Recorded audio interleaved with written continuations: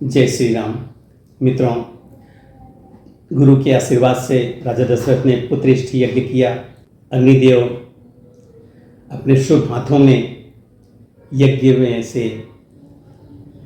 खीर लेकर के राजा दशरथ को दिया और कहा कि इसे अपनी रानियों में यथा योग्य बांट दीजिए।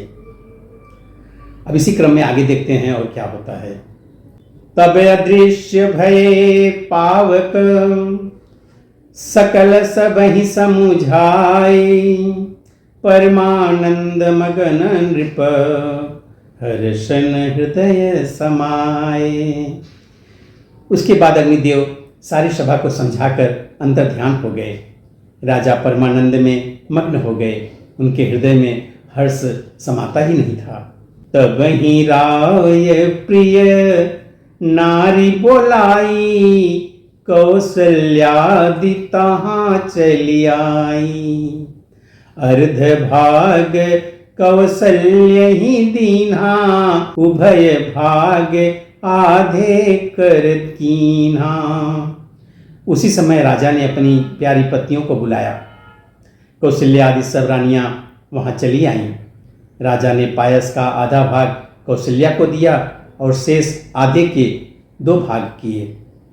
कैकेयी कह नृप सो दयहु, रहो सो उभय भाग पुनि भयहु।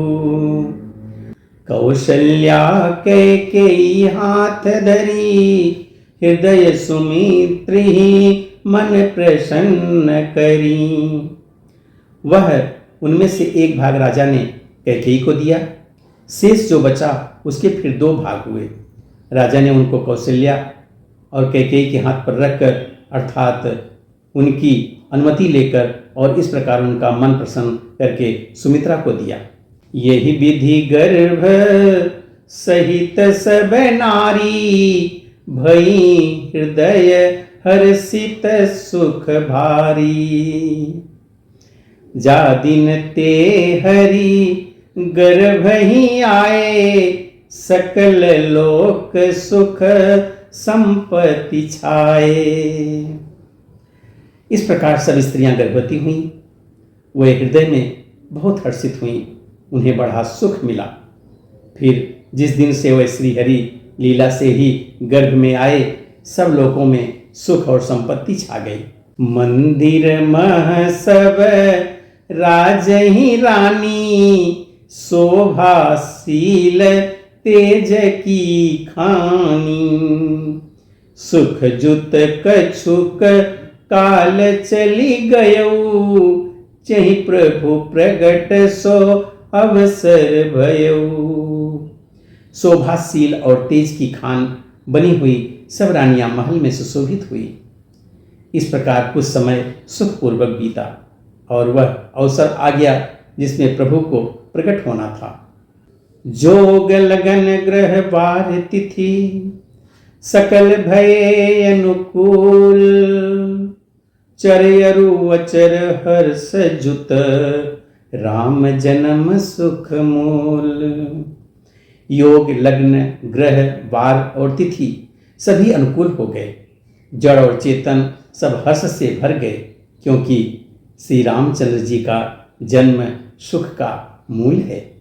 नवमी तिथि मधु मास पुनीता, शुक्ल पक्ष अभिजित हरि प्रीता।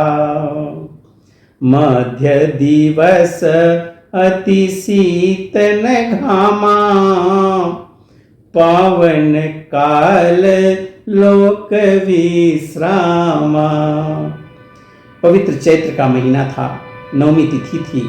शुक्ल पक्ष और भगवान का प्रिय अभिजीत मुहूर्त था। दोपहर का समय था। न बहुत सर्दी थी न बहुत धूप। वह पवित्र समय सब लोगों को शांति देने वाला था। शीतल मंद सुरभि बह बाहु, हर्षित सुर संतन मन चाऊ। बन कुसुमित गिरी गन मनियारा, स्रवहि सकल सरितामृत धारा। शीतल मंद और सुगंधित पवन बह रहा था। देवता हर्षित थे और संतों के मन में बड़ा चाव था। वन फूले हुए थे, पर्वतों के समूह मणियों से जगमगा रहे थे और सारी नदियां अमृत की धारा बहा रही थी। ओ अवसर बिरंची जब जाना, चले सकल सुर साजी विमाना। गगन विमल संकुल सुरजू था, गावहीं गुण गंधर्व बरू था। जब ब्रह्मा जी ने यह भगवान के प्रकट होने का अवसर जाना, तब उनके समेत सारे देवता विमान सजा सजा कर चले। निर्मल आकाश देवताओं के समूहों से भर गया।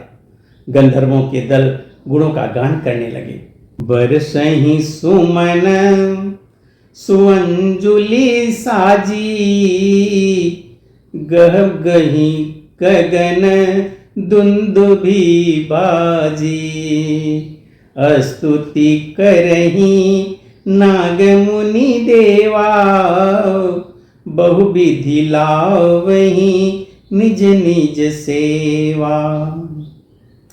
और सुंदर अंजलियों में सजा सजा कर पुष्प बरसाने लगे। आकाश में धमाधम नगाड़े बजने लगे। नाग मुनि और देवता स्तुति करने लगे और बहुत प्रकार से अपनी अपनी सेवा उपहार भेंट करने लगे। मित्रों, अब आगे की कथा हम अगले वीडियो में देखेंगे। भगवान के प्रकट होते ही क्या होता है। तब तक के लिए जय श्री राम।